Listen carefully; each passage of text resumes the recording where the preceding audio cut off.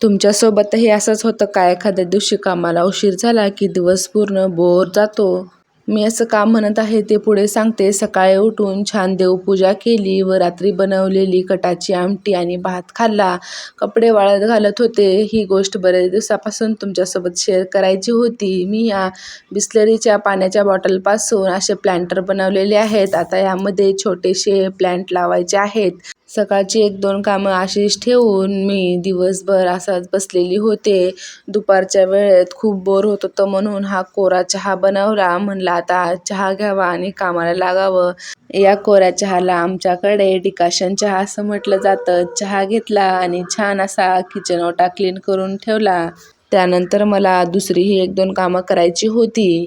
गव्हाचं पीठ संपलेलं म्हणून गहू साफ करायला घेतले. आता या सुपाने कोण कोण गहू साफ करतं मला कमेंट करून नक्की सांगा.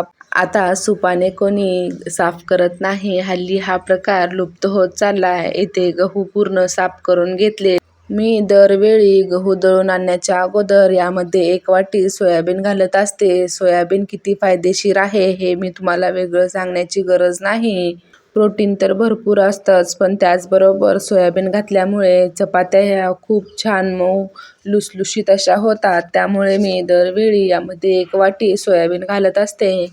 म्हटलं आज तुमच्यासोबतही शेअर करावं. तुम्ही गव्हामध्ये सोयाबीन घालता का नाही हे मला कमेंट करून नक्की सांगा.